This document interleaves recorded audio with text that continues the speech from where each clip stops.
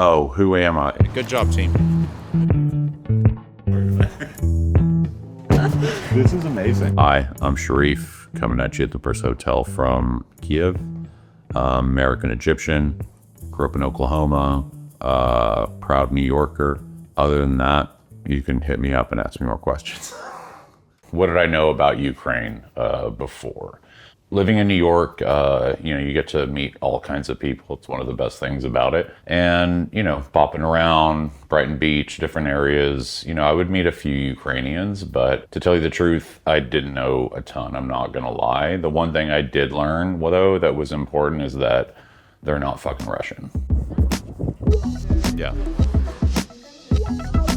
What sparked your connection to Ukraine? All credit really goes to this employee I had. She worked for me for about 6 months and she was just like a stellar designer. She moved to Kiev like 6 months later. We kept in touch. She sent me like Instagram posts, some designer sites, things like that. And I was like, what the fuck is going on in Ukraine? Like, I'm sitting in New York doing all the cool shit, going to all the right spots, galleries, shows, da-da-da-da. And every time she kept sending me stuff. And finally I was like, let me look up a flight, and I came out here. It's like, even the drive in from the airport, you're like, dude, what is going on? This place is gorgeous. Like, the architecture's crazy, way more interesting than Western Europe, in my opinion, aesthetically and for a lot of other reasons. And, as I got to see the people, like the style, the restaurants, like there was just this like energy here that was just amazing. And then, we hired some freelancers, we hired a coding team, shout out to Dimitri. And it was just like this incredible vibe that I never really felt before. And, I've been lucky enough to travel a decent amount, but there was just something here that I was just like, I need to be more involved in this.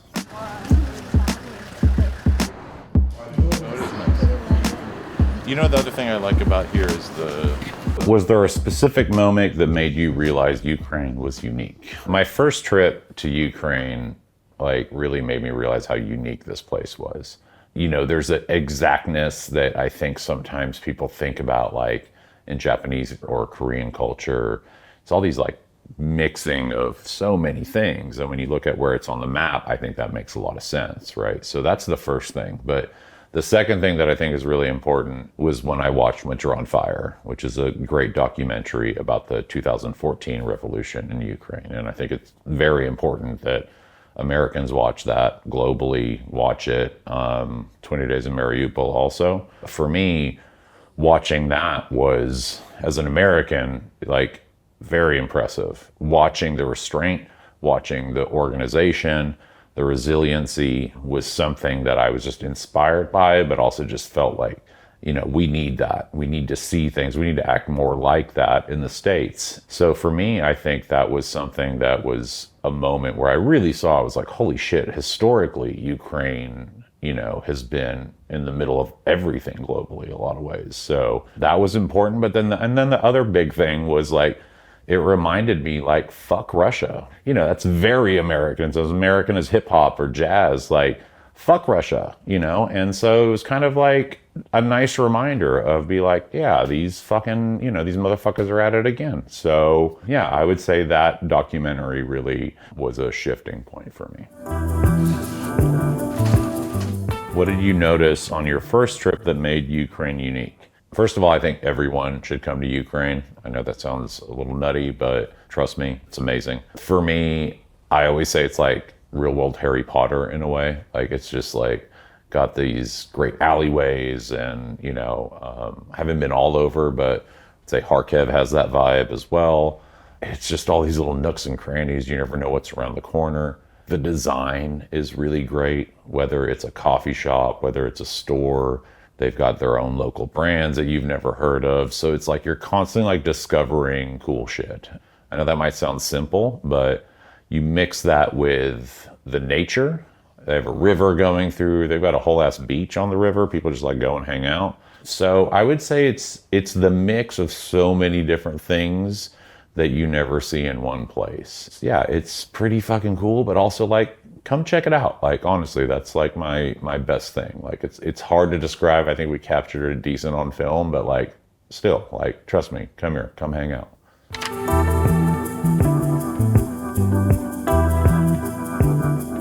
Okay, what happened when the full-scale invasion started? Yeah, it was a shit time in my life. There was a lot of bad shit happening. You know, when the full-scale invasion happened, it was like a good kick in my ass, because like anything I was going through was like nothing compared to what was happening. So like you really have to think like people that, you know, worked with, real friends, you know, even just people you follow on social, whatever, right? You imagine like, you know, talk to your friends the day before and like the next morning, because of like one little short man, they are literally have to leave with whatever they can grab. Think about that. That is like fucking insane and so fucked up. First week or so, I slept Ukrainian hours, just kind of keeping in contact with who I could, making sure that, you know, could they cross the border, being to Ukraine a few times, you know, being to Kharkiv, like seeing the destruction and knowing like what that looked like before, like, is just so fucked up. Like, even though I'm not from there, but like actually having like experience of being there and then seeing that just gone, like, and for what? So that shit was really, really, really fucking difficult. So the first action I kind of took was I flew to Poland in Krakow and was just helping with the border as women and children were escaping. And shout out to Jose Andreas, because of course they were there. Central World Kitchen was there first. And honestly, like, not affiliated with them or anything, but just like whatever anyone needed. If they were low on tampons that day, low on baby food, low on whatever, I'd run to the store, just fucking bang loads of shit, buy it, send it to the border. And then it's like, repeat. And yeah, and all you can really do is like put a smile on your face and work, because like, it's thousands, like thousands of women and children. Yeah, I did that for 6 weeks, something like that. Yeah, that was the full-scale invasion for me.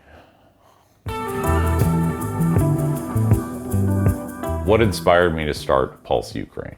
After I spent some time in Poland, I was back in New York. I was doing everything I could. You know, I'd go to some protests, go to Ukrainian events, donate money, allegedly do some graffiti. But at some point I just got, you know, I was just like, I have to do more. But I did feel that, you know, showing people the real Ukraine, documenting, you know, all the amazing things that's going on here, the innovation, the real resiliency, the creativity. I think this is a very important time in history. And I think it's important that, you know, people see this. And it was pretty simple. That was it. Like, that was the one thing that I felt like what I was good at could be most effective of amplifying the Ukrainian voice. What does Pulse mean to me? Pulse Ukraine to me has two meanings. One of it's the pulse of the creative scene here. It's strange. When you're here, you can actually feel it. Like when you're here, like you're not tired in a normal way. There's an energy you feel here. And I'm not some like weird hippy dippy, like, I mean, no disrespect to y'all, but but like that's not normally my thing. But you can literally, I'm not kidding you, come here. Like there's an energy here that is like a pulse. The second more serious reason I chose that name is for the Ukrainian people. Everyone here is going through horrific things, whether that is the constant bombing, whether that is the kidnapping of children, whether that is the killing of civilians, the raping of civilians, all of those things. So, and to me, it represents the, you know, the tension, the anxiety, and the reminder of thinking of, you know, think of your pulse rate, right? And now think of what every Ukrainian is going through on a daily basis. What is the mission of Pulse Ukraine? For me, the mission of Pulse Ukraine is to document this time period. I think in the future, we're going to look back and this is going to be one of the most important times. I think this is a true subculture that's being created here. And for me, globally, I think the world can really learn from what's going on here. The community, the innovation, the creativity, you know, also seeing how, you know, standing up to Russia, to Putin, all of that is something that I think the world can learn from right now, because this is not the only place that things like this are happening. Also, of course, promoting our artists, promoting our designers, and Ukrainian culture in general.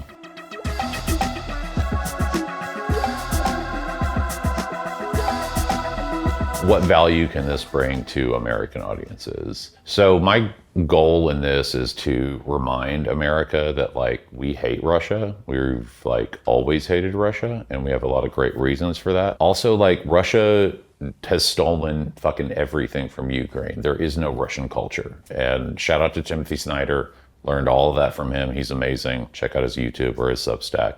So for me, like this rooted history of Russia, you know, being our enemy, it blows my fucking mind that you see like Melania's husband and like eyeliner JD Vance, like sitting here speaking like, oh, we're buddies with them. Oh, they're fine. I'm like, bro, what are you talking about? So for me, that sounds kind of silly, but that's real, dude. Like there's a reason we have been enemies with them, is that they do not believe in democracy.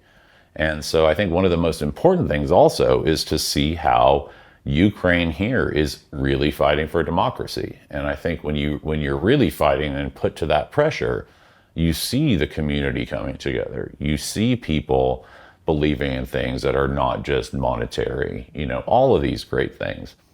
Again, nowhere's perfect. I'm not trying to put that claim out here, but you know, I think for me, it's a good reminder of why fucking Russia is trash and how insane, again, that Melania's husband says anything positive about them. Again, it's really good to see people truly fighting for democracy. So if that's not American, I don't know what is.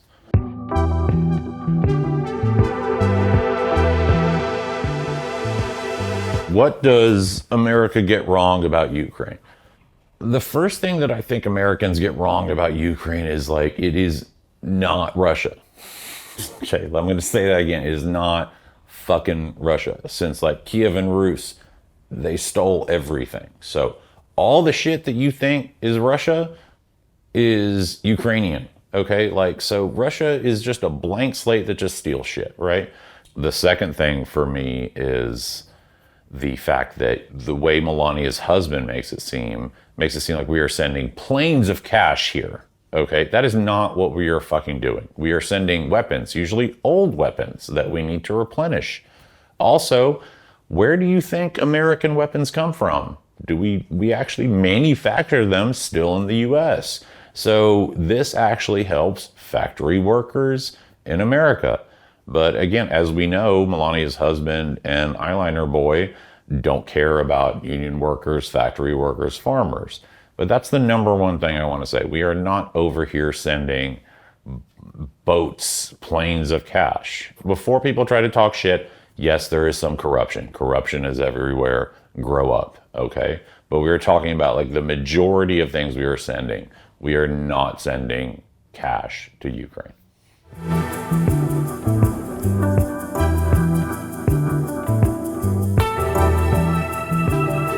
Did things change after Melania's husband won the election? After Melania's husband won the second election, things changed a lot, not just for me, but for every American. Corruption's not new. I think America is actually very innovative about corruption. Frankly, I don't think we've ever seen such a low level of intelligence, and we've never seen someone attempting to sell our country. You know, I grew up in Oklahoma, so, you know, I'm Air Force Base there. I know a lot of working class people, federal employees, state employees. I still do. So watching him just blatantly go after that is absolutely disgusting. If you look at his ties to Russia historically, weird water he sold there, his trash vodka he sold there, plus a number of other things. You look at that, plus you see the way he speaks, you know, yeah, of course, it made me feel more driven, more that I had to hurry up and do more things. Because, you know, I think if you really think about it, Melania's husband wants to be 5-foot Putin. So another thing for Americans is, who else can we learn from other than the people actually fighting 5-foot Putin?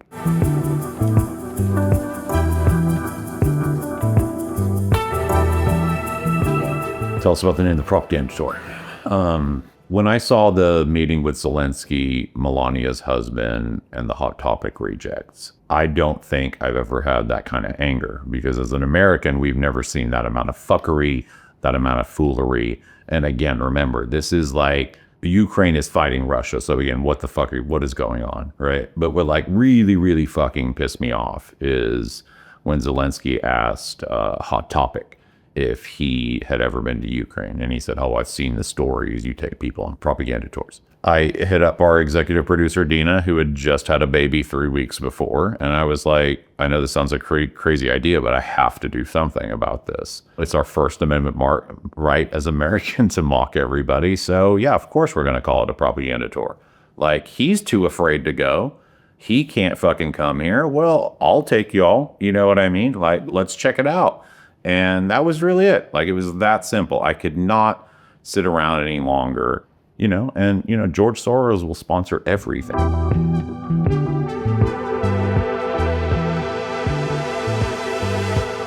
How did I decide the subcultures? For me, subcultures, everything from graffiti to skate to art to design, all of those things. It sounds corny, people say it a lot, but they actually help raise me. I don't really fit in a lot of places, but like my real home is like, I love the basements, I love the smell of paint, I love the factories, I love all of that stuff. And so for me, it wasn't really about picking them. It's like, that's my home. That's where I see, so many connections between, a lot of subcultures in America and here. So for me, it's something that, since I was probably 8 years old, the first time I heard hip hop, that kind of opened my eyes to a lot of these things. And shout out to Matt Hoffman. If I didn't grow up in the same town as him, I don't think I'd be here. When you're a young kid, it's good to see an example. And for me, it was unique just because I got to see this weirdo, but he had like a big ass house and he was successful. So I always knew I could do it. It took a long time and it's hard to kind of hold on sometimes, but I'm honored, will always be honored to be a part of these subcultures and now have the ability to document them. Yeah, I want to talk about our team. So it's Dina, Alina, Lev, and Oleg. It's been a pleasure shooting with them. Like, honestly, like the professionalism, the vibe, it's just been really, really cool. The other thing I'd like to say is to all of our artists, I just am like so honored to be able to document all of this. Thank you for your hospitality. All your studios were amazing. Thank you for doing all of this in such a short time frame. And then I'd like to do just some general shout outs, like the Bursa Hotel. Love you guys. Pazanta Hata, you fed us a lot. What else? Ate at China High a lot. And then just in general, the Ukrainian people. So thank you.